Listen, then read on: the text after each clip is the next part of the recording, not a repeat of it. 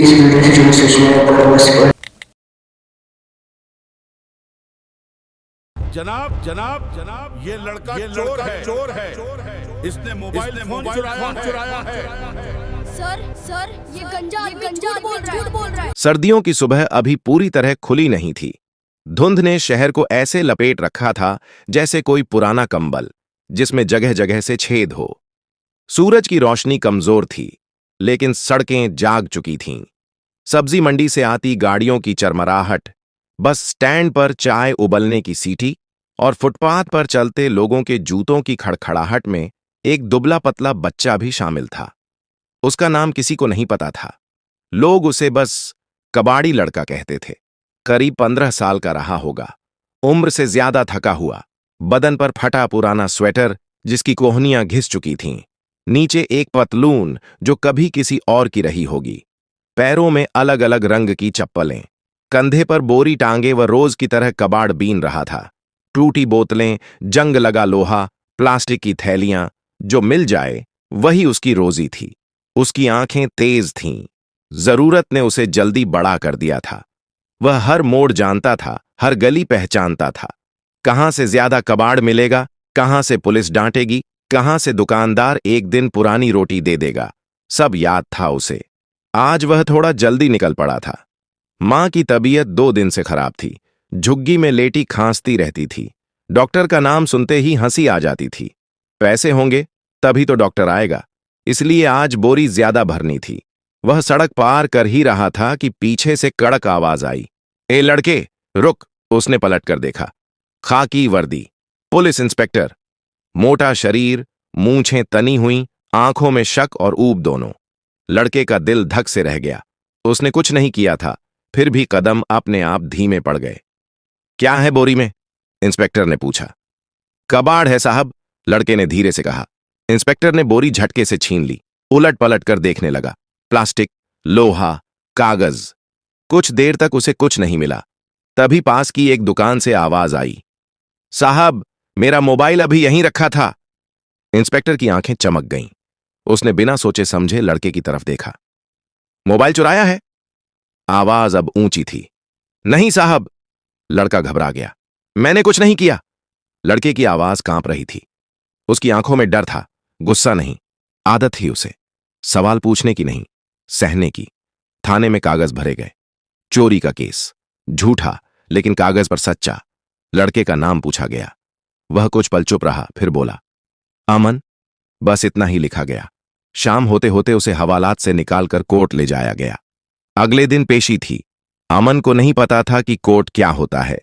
उसे बस इतना पता था कि जहां पुलिस ले जाए वहां सिर झुकाकर चलना चाहिए। कोर्ट की इमारत उसके लिए किसी दूसरी दुनिया जैसी थी। ऊंची छतें, काले कोट, फाइलों का ढेर। उसे कटघरे के पास खड़ा कर दिया गया। वह जमीन देख रहा था, नंगे पैरों के नीचे ठंडी फर्श महसूस कर रहा था।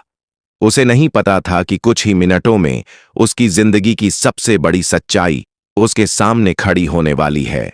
कोर्ट रूम में हलचल थी। पेशकार की आवाजें, कुर्सियों की सरसराहट और वकीलों के काले कोटों की फड़फड़ाहट। अमन को यह सब किसी शोर भरे सपने जैसा लग रहा था। उसे कटघरे के पास खड़ा कर दिया गया था। हाथ खाली थे, लेकिन कंधों पर डर का बोझ था। उसने धीरे से सिर उठाया। सामने ऊंचे मंच पर जज की कुर्सी थी। कुर्सी अभी खाली थी। अमन ने पहली बार महसूस किया कि यह जगह किसी मंदिर जैसी है। फर्क बस इतना था कि यहां भगवान नहीं, फैसला बैठता है। पुलिस इंस्पेक्टर पहली पंक्ति में खड़ा था, सीना ताने, चेहरे पर आत्मविश्वास, जैसे उसे पूरा यकीन हो कि जो किया है सही किया है। उसके लिए यह एक छोटा सा केस था। एक गरीब बच्चा, एक चोरी का इल्जाम और एक फाइल। शाम तक सब निपट जाना था। सरकारी वकील फाइल पलट रहा था। उसने अमन को ऊपर से नीचे देखा। नजर में कोई सवाल नहीं था, सिर्फ औपचारिकता थी। केस नंबर 214, पेशकार की आवाज गूंजी। सब खड़े हो गए। जज आए। अमन ने अनजाने में भीड़ को देखकर भी सिर नहीं उठाया, लेकिन जैसे ही जज ने कुर्सी संभाली और बैठने की हल्की सी आवाज आई, अमन का दिल तेज धड़कने लगा। कुछ तो था उस माहौल में जो उसे असहज कर रहा था। अभियुक्त को सामने लाया जाए, जज ने कहा। अमन को 2 कदम आगे बढ़ाया गया। वह अब सीधे जज के सामने था। जज की नजर पहली बार उस पर पड़ी। वह नजर कठोर नहीं थी, न ही उदासीन, बस गहरी थी, जैसे किसी किताब का पहला पन्ना खोलकर पढ़ा जा रहा हो। जज कुछ सेकंड तक चुप रहे। अमन को लगा जैसे वक्त रुक गया हो। नाम? जज ने पूछा। अमन, उसने धीमे से कहा। उम्र? 15, शायद। आवाज में झिझक थी। जज की भौहें हल्की सी सिकुड़ी। शायद शब्द शायद ने उन्हें रोका था। पढ़ते हो? अमन ने सिर हिलाया। नहीं साहब। क्या करते हो? कबाड़ बीनता हूं। कोर्ट रूम में हल्की सी सरगोशी हुई। कोई खांसा, किसी ने कुर्सी बदली। जज ने फाइल खोली, फिर इंस्पेक्टर की ओर देखा। इल्जाम? इंस्पेक्टर ने आवाज साफ की। माय लॉर्ड, अभियुक्त ने बाजार में एक दुकानदार का मोबाइल फोन चुराया, मौके पर पकड़ा गया। जज ने नजर उठाकर फिर अमन को देखा। तुमने मोबाइल चुराया? अमन की आंखें भर आईं। नहीं, उसने साफ कहा। पहली बार उसकी आवाज में डर के साथ मजबूती भी थी। तुम्हारे पास से मोबाइल बरामद हुआ? जज ने पूछा। इंस्पेक्टर एक पल के लिए रुका। नहीं, लेकिन परिस्थितिजन्य साक्ष्य। जज ने बात काटी। या अनुमान? कोर्ट रूम में सन्नाटा फैल गया। जज ने फाइल बंद कर दी। उन्होंने कुर्सी से पीठ टिकाई और अमन को फिर से देखा। इस बार नजर सिर्फ कानूनी नहीं थी, उसमें कुछ निजी था, कुछ ऐसा जो अमन समझ नहीं पा रहा था। जज ने धीरे से पूछा, तुम्हारे पिता क्या करते थे? अमन का गला भर आया। पता नहीं साहब, मां कहती हैं वो बहुत पहले चले गए। ये सुनते ही जज का चेहरा एक पल के लिए सख्त हो गया। उनकी उंगलियां कुर्सी के हत्थे पर कस गईं, जैसे किसी ने किसी पुराने जख्म को छू लिया हो। उन्होंने गहरी सांस ली। इंस्पेक्टर, जज की आवाज अब ठंडी थी, क्या आप शपथ लेकर कह सकते हैं कि यह बच्चा दोषी है? इंस्पेक्टर पहली बार असहज हुआ। कोर्ट रूम ने यह बदलाव महसूस किया। अमन को नहीं पता था कि क्यों, लेकिन उसे लगने लगा था कि यह सुनवाई बाकी सुनवाइयों जैसी नहीं रहने वाली। कोर्ट रूम में अब वह औपचारिक शोर नहीं था, जैसे किसी ने अदृश्य हाथ से आवाजें दबा दी हों।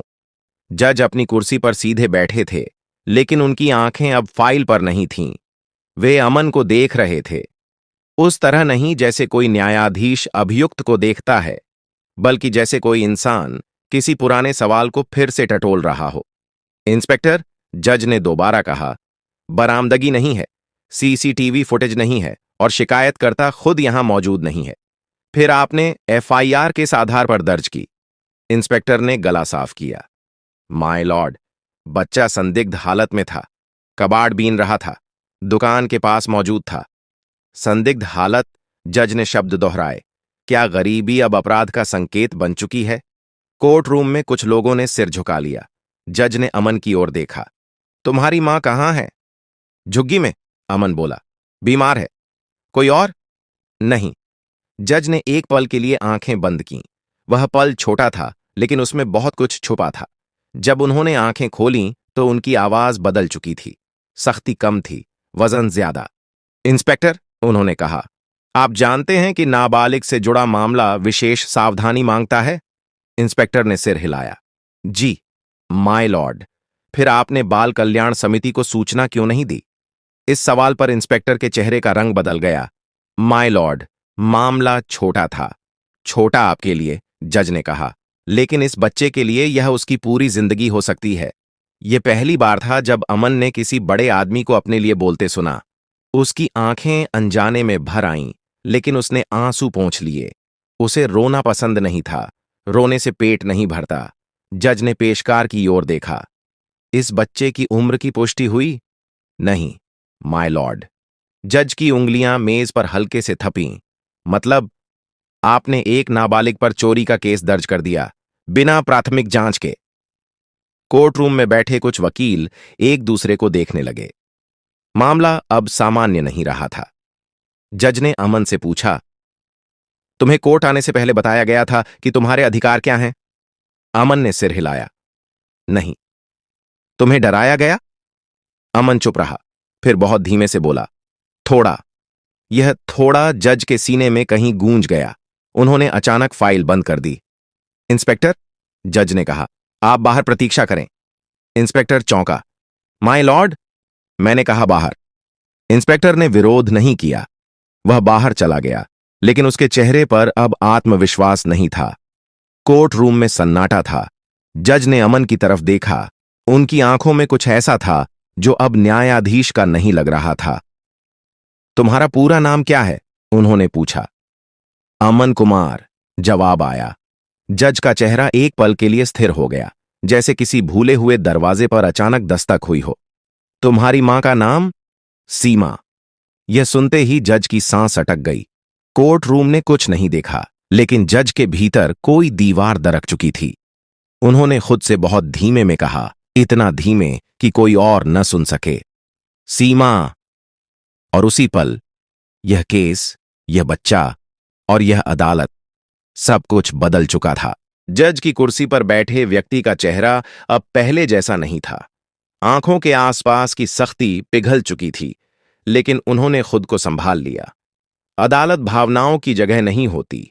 यह बात वे दूसरों को जितनी बार समझाते थे, आज खुद को उससे ज्यादा जरूरत थी।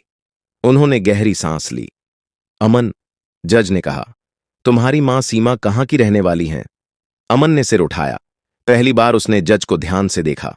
काले कोट के नीचे सफेद शर्ट, गर्दन में बैंड, उम्र 50 के आसपास।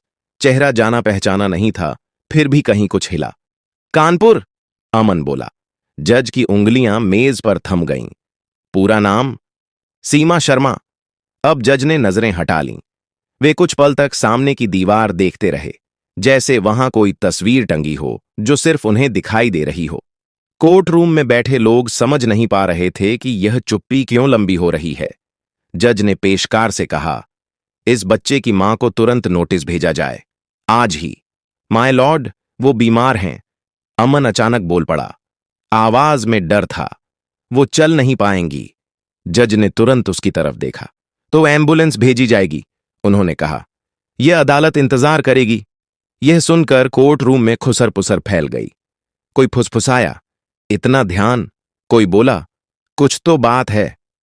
जज ने हथौड़ा नहीं बजाया, लेकिन उनकी आवाज ने सबको चुप करा दिया। अदालत की कार्यवाही स्थगित नहीं हुई है, सिर्फ सच को बुलाया जा रहा है। अमन को समझ नहीं आ रहा था कि यह सब क्यों हो रहा है। उसे बस इतना पता था कि पहली बार किसी ने उसकी बात को गंभीरता से लिया है। कुछ देर बाद जज ने कहा, इंस्पेक्टर को अंदर बुलाया जाए। इंस्पेक्टर वापस आया। अब उसकी चाल डीली थी। आपने इस बच्चे की मां से संपर्क किया? नहीं, माय लॉर्ड। आपने यह जानने की कोशिश की कि यह बच्चा कहां रहता है? नहीं। आपने यह सोचा कि बिना सबूत के केस दर्ज करना कानून का दुरुपयोग है? इंस्पेक्टर चुप रहा। जज की आवाज अब भारी थी। आपको लगता है कि गरीब होना अपराध है? नहीं, माय लॉर्ड। तो आपने यह केस क्यों बनाया? इंस्पेक्टर की चुप्पी उसका जवाब थी। जज ने नोट किया, अदालत इस विषय को गंभीरता से लेगी। फिर उन्होंने अमन की तरफ देखा। तुम्हें डर लग रहा है? अमन ने सच बोला। हां। जज कुछ पल चुप रहे, फिर बोले, डर गलत नहीं है। गलत तब होता है जब डर को हथियार बना लिया जाए। उन्होंने पेशकार से कहा, अदालत के रिकॉर्ड में दर्ज किया जाए कि अभियुक्त नाबालिग है और प्रथम दृष्टया आरोप अस्थिर प्रतीत होते हैं। अमन को पहली बार लगा कि शायद वह आज रात घर जा सकेगा, लेकिन असली तूफान अभी बाकी था। करीब 1 घंटे बाद कोर्ट के बाहर एम्बुलेंस की आवाज सुनाई दी। पेशकार तेजी से अंदर आया। माय लॉर्ड, अभियुक्त की मां लाई गई हैं। जज का चेहरा एक पल के लिए कांप गया। उन्होंने खुद को संभाला और कहा, उन्हें अंदर लाया जाए। दरवाजा खुला। एक कमजोर सी औरत दुबली पीली साड़ी में लिपटी हुई सहारे से चलती हुई अंदर आई। उसकी आंखें थकी हुई थीं, लेकिन बेटे को देखते ही चमक उठीं। अमन, उसने धीमे से कहा। अमन दौड़कर उसके पास गया, लेकिन सिपाही ने रोक दिया। मां ने सामने देखा और जैसे ही उसकी नजर जज पर पड़ी, उसके कदम वहीं थम गए। उसका चेहरा सफेद पड़ गया। आप? आवाज टूट गई। जज खड़े हो गए। पूरा कोर्ट रूम सन्न रह गया। सीमा? जज ने बहुत धीमे से कहा। मैं हूं। अब अदालत में कोई शक नहीं बचा था। जज और यह बच्चा एक ही कहानी के 2 छूटे हुए पन्ने थे। कोर्ट रूम में कोई सांस भी जैसे उधार की चल रही थी। जज अब भी खड़े थे। सामने वह औरत थी, जिसकी आंखों में थकान के नीचे सालों पुराना दर्द छिपा था। सीमा शर्मा, वही नाम, वही चेहरा, बस वक्त ने सब कुछ छीन लिया था। बैठ जाइए, जज ने कहा। आवाज संयत थी, लेकिन भीतर हलचल साफ महसूस की जा सकती थी। सीमा कुर्सी पर बैठ गई। अमन उसके पास खड़ा था। उसने मां की साड़ी का पल्लू कसकर पकड़ रखा था, जैसे कहीं यह सब सपना न हो और मां फिर से उससे दूर न हो जाए। जज ने पेशकार की ओर देखा। रिकॉर्ड के लिए, उन्होंने कहा, क्या अभियुक्त की मां का बयान दर्ज किया जा सकता है? जी, माय लॉर्ड। जज ने सीमा की तरफ देखा। सीमा, उन्होंने कहा, क्या आप मुझे पहचानती हैं? सीमा ने नजरें झुका लीं। कुछ पल बाद बोली, पहचानती हूं। कोर्ट रूम में सन्नाटा और गहरा हो गया। ये मेरा बेटा है, उसने कांपती आवाज में कहा। अमन, 15 साल का। जज ने सिर हिलाया। और उसके पिता? सीमा ने गहरी सांस ली। आप, ये शब्द हथौड़े की तरह गिरे। कोई आवाज नहीं हुई, लेकिन असर सबने महसूस किया। जज कुछ सेकंड चुप रहे, फिर बोले, रिकॉर्ड में दर्ज किया जाए। उन्होंने खुद को संभालते हुए आगे कहा, सीमा, आप बताइए, आप यहां तक कैसे पहुंची? सीमा की आंखें भर आईं। सालों पहले, उसने कहा, जब मैं गर्भवती थी, आप प्रमोशन के लिए दूसरे शहर जा रहे थे। आपने कहा था कि कुछ महीनों की बात है, लेकिन वो महीने साल बन गए। मैं इंतजार करती रही। कॉल बंद हो गए, चिट्ठियां वापस आने लगीं। जज की उंगलियां आपस में कस गईं। मैंने कोशिश की, सीमा बोली, लेकिन आपकी दुनिया बड़ी हो चुकी थी। मेरी छोटी जिंदगी उसमें फिट नहीं हो रही थी। मैंने कभी नहीं जाना कि तुम्हारा बच्चा। जज की आवाज पहली बार लड़खड़ाई। क्योंकि आपने जानना नहीं चाहा, सीमा ने सीधे कहा। न गुस्सा, न ताना, सिर्फ थकान। कोर्ट रूम में बैठे लोग यह समझ चुके थे कि वे किसी फैसले के नहीं, किसी टूटे रिश्ते के गवाह हैं। जज ने अमन की ओर देखा। तुम्हें पता था? अमन ने सिर हिलाया। मां ने कभी नहीं बताया, बस इतना कहा कि पापा अच्छे आदमी थे, लेकिन जिंदगी अलग हो गई। ये सुनकर जज की आंखें भर आईं, लेकिन उन्होंने आंसू रोके। उन्होंने हथौड़ा उठाया। अदालत का आदेश, जज ने कहा। यह मामला प्रथम दृष्टया झूठा प्रतीत होता है। अभियुक्त अमन कुमार को तत्काल सभी आरोपों से मुक्त किया जाता है। अमन की मां की आंखों से आंसू बह निकले। अमन ने पहली बार राहत की सांस ली, लेकिन जज की आवाज अभी खत्म नहीं हुई थी। साथ ही उन्होंने कहा, इस अदालत को यह भी प्रतीत होता है कि पुलिस द्वारा नाबालिग के साथ कानून का दुरुपयोग किया गया है। इंस्पेक्टर का चेहरा उतर गया। इस विषय में अलग से कार्यवाही की जाएगी। जज ने फिर अमन और सीमा को देखा। अदालत स्थगित नहीं होती, उन्होंने कहा, लेकिन आज एक पिता को अपने कर्तव्य का सामना करना है। यह सिर्फ एक केस का अंत नहीं था, यह एक नए अध्याय की शुरुआत थी। कोर्ट रूम की हवा बदल चुकी थी। जो लोग कुछ देर पहले एक मामूली चोरी का केस देखने आए थे, वे अब कानून के एक और चेहरे से रूबरू हो रहे थे। जज ने हथौड़ा हल्के से रखा, लेकिन उनकी आवाज में कोई नरमी नहीं थी। इंस्पेक्टर, उन्होंने कहा, आप आगे आइए। इंस्पेक्टर कदम बढ़ाकर सामने आया। अब उसकी चाल में वह अकड़ नहीं थी। आंखें झुकी हुई थीं, जैसे पहली बार उसे एहसास हुआ हो कि वर्दी सिर्फ ताकत नहीं, जिम्मेदारी भी होती है। आपने बिना सबूत के एक नाबालिग पर चोरी का आरोप लगाया, जज बोले। आपने न तो बाल कल्याण समिति को सूचना दी, न ही उसके अभिभावक को। क्या आप जानते हैं कि यह सीधे तौर पर कानून का उल्लंघन है? इंस्पेक्टर ने धीमे से कहा। गलती हो गई माय लॉर्ड। जज की आवाज सख्त हो गई। गलती तब होती है जब नीयत साफ हो। यहां नीयत पर सवाल है। कोर्ट रूम में बैठे वकील समझ चुके थे कि अब यह सिर्फ अनुशासनात्मक मामला नहीं रहेगा। जज ने पेशकार को निर्देश दिया, रिकॉर्ड में दर्ज किया जाए कि संबंधित इंस्पेक्टर के विरुद्ध प्रथम दृष्टया सत्ता के दुरुपयोग और झूठा मुकदमा दर्ज करने के आरोप बनते हैं। इंस्पेक्टर ने सिर उठाया। माय लॉर्ड, मेरा करियर। जज ने उसे बीच में ही रोक दिया।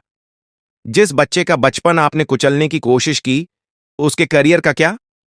यह सवाल जवाब नहीं मांगता था। अदालत राज्य सरकार को निर्देश देती है, जज ने आदेश पढ़ते हुए कहा, कि उक्त इंस्पेक्टर को तत्काल प्रभाव से निलंबित किया जाए और विभागीय जांच प्रारंभ की जाए। कोर्ट रूम में फुसफुसाहट फैल गई। किसी ने धीरे से कहा, आज मिसाल बनेगी। इंस्पेक्टर की दुनिया वहीं ढह गई। उसे पहली बार समझ आया कि गरीब की चुप्पी को कमजोरी समझना कितनी बड़ी भूल हो सकती है। जज ने अब नजरें अमन और सीमा की ओर मोड़ी। अमन, उन्होंने कहा, आवाज अब भारी नहीं थी बल्कि ईमानदार थी। तुम्हें घर भेजा जा रहा है, आज नहीं, अभी। अमन ने मां की तरफ देखा। उसकी आंखों में सवाल थे, लेकिन डर नहीं था।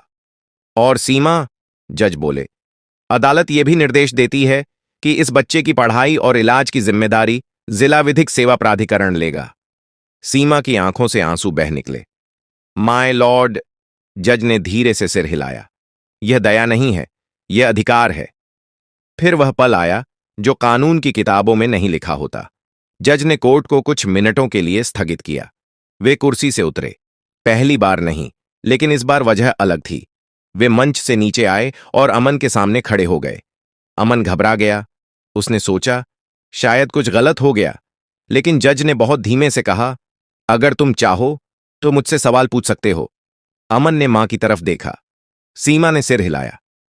आप सच में मेरे पापा हैं? यह सवाल सीधा था, न शिकायत न आरोप। जज की आंखें भर आईं। हां, उन्होंने कहा, और यह सच मैंने बहुत देर से स्वीकार किया है। अमन कुछ नहीं बोला। वह बस खड़ा रहा। फिर धीरे से बोला, तो फिर आप हमें छोड़कर क्यों चले गए? यह सवाल किसी अदालत में दर्ज नहीं हुआ, लेकिन वह जज के दिल में हमेशा के लिए दर्ज हो गया। वे कुछ पल चुप रहे, फिर बोले, क्योंकि मैं कमजोर था और आज मैं उसकी कीमत चुका रहा हूं। अमन ने कुछ नहीं कहा। उसने बस मां का हाथ और कसकर पकड़ लिया। कोर्ट रूम के बाहर लोग खड़े थे, मीडिया भी थी, लेकिन उस पल वहां कोई जज, कोई अभियुक्त नहीं था। वहां सिर्फ एक पिता था, जिसे अब अपने बेटे का हक कमाना था।